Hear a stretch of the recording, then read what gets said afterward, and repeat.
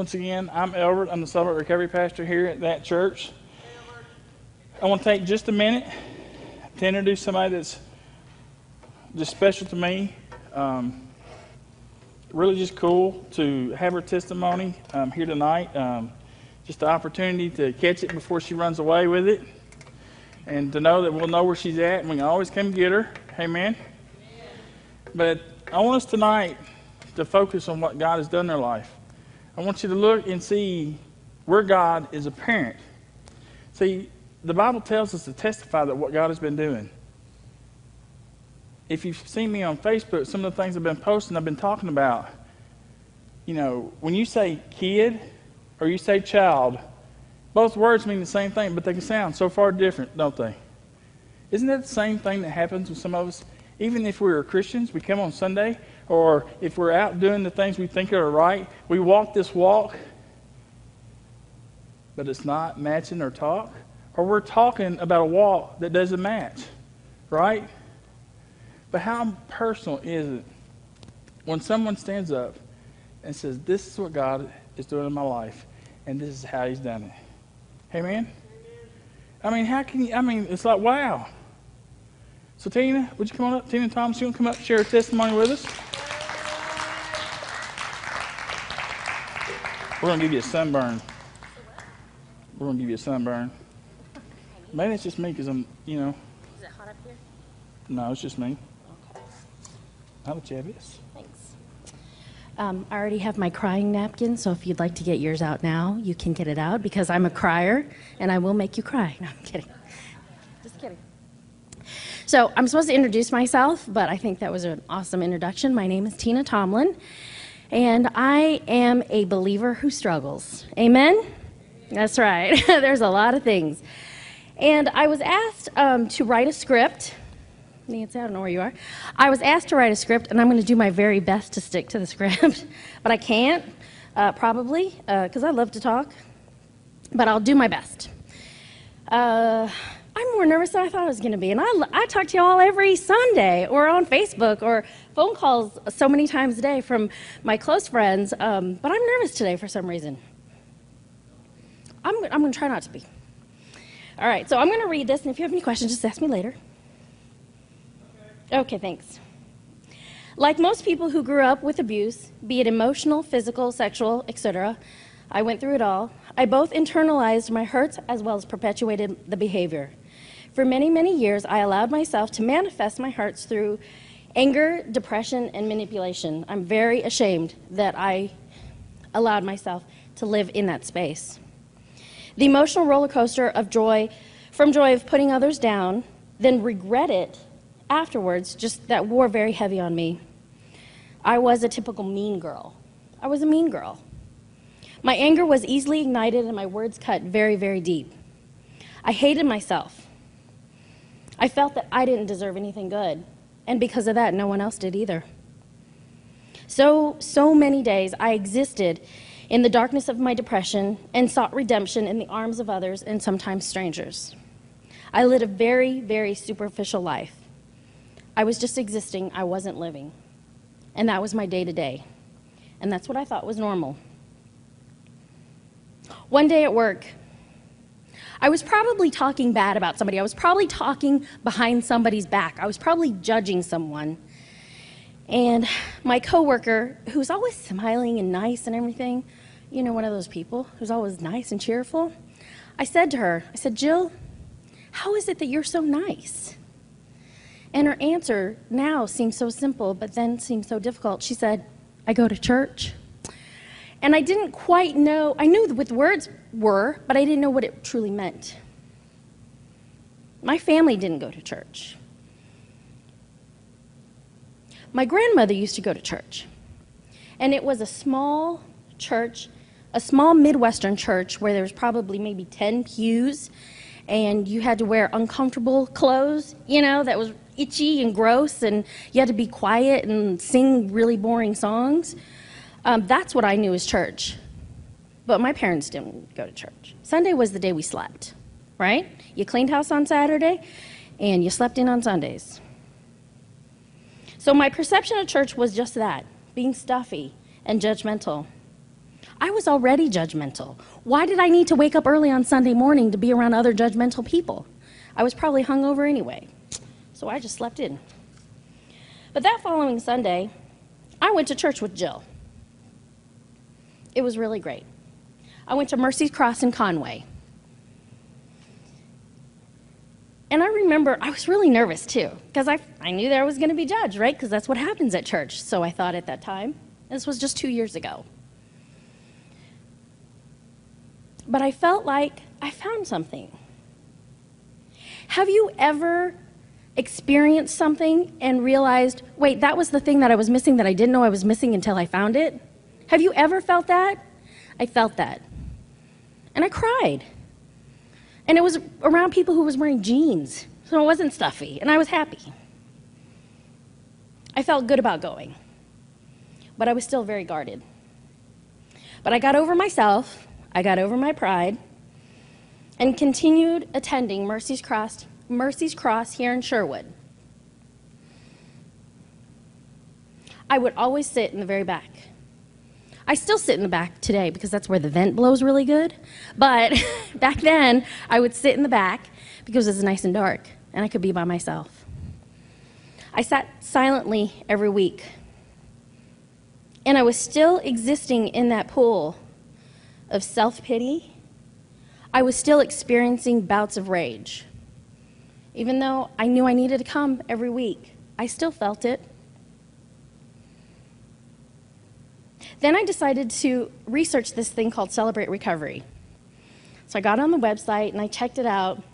Hurts, habits, hang-ups. And I thought, I got that. I can do that. That's me.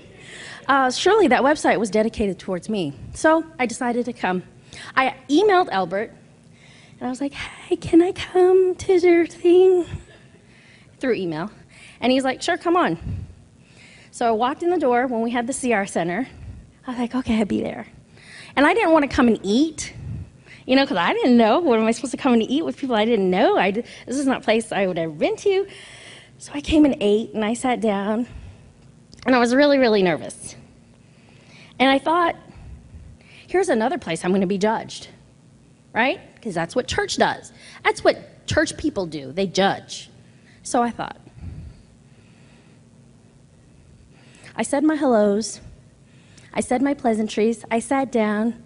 I stood up and clapped when I was supposed to the music. But all the while, I was thinking, well, what's wrong with her? And what's wrong with him?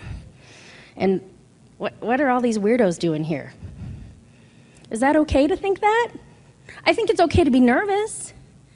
But I was perpetuating that judgmental behavior. I really needed to be at CR. I was CR. And then the principles, as they're posted up, right?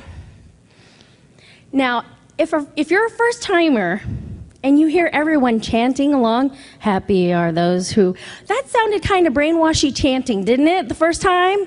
It's all right to say so, because I thought so. I was like, why are they all chanting? It's, I thought it was weird. But again, I used to be judgmental. I used to be, but I'm not anymore, right? No. Eventually, the question of what's wrong with that person and what's wrong with that person turns into what's wrong with me. I'm not perfect. I don't got this like I thought I did for many, many years of my life. Through the weekly large groups and breaking it down to the smaller groups, I began to open my eyes. I met other people just like me. I met other people who had the same struggles that I did. I met other people who got mad. I met other people who were depressed. I wasn't alone. And you know what? I was welcomed. Flaws and all, I was welcomed. And that felt pretty good. I didn't know that's what I was missing. Eventually, I thought to myself, this God thing isn't so bad. I became friends with people here, my peeps, and I started getting involved in the ministry. I was helping out doing the worship guides, and I was here every week, and I was on the road to becoming a leader in CR. I loved it. I found my place. I wasn't such a weirdo after all. And I wasn't so alone after all. We're all God's children. I was welcomed, not judged. Once again, I thought, this God thing isn't so bad. I was accepted and not rejected. And I thought, this God thing isn't so bad. January of 2010, I made the decision to be baptized. And I was nervous. I wasn't going to do it. Up until probably that afternoon, I wasn't going to do it. Because I was still worried about being judged. I was worried about turning it over to God, turning it all over to God. Because I had lived 40 years of my life handling it myself. But I knew that's what I needed to do. Albert baptized me.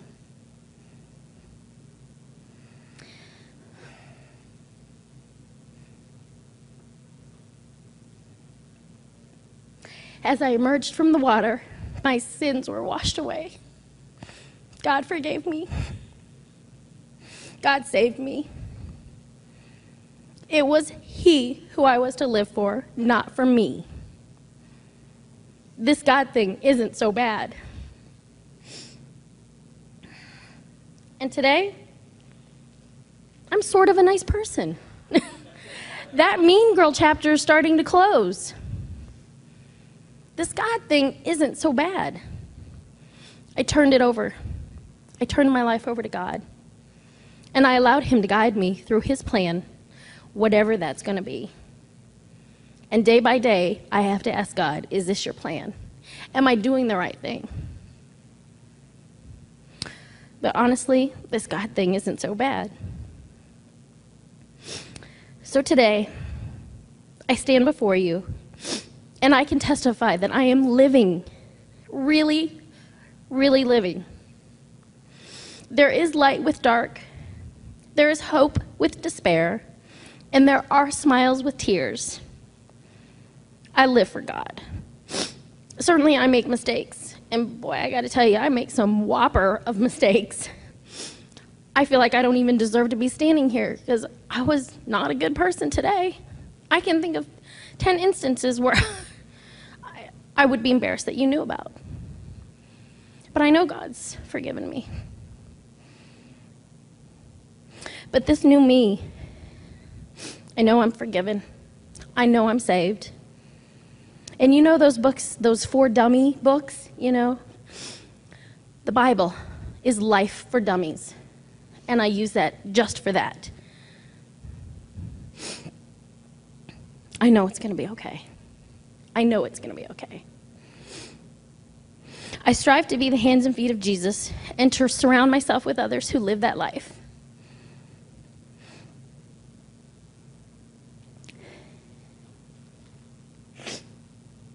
Through Christ, I have been given a new life, a great new life.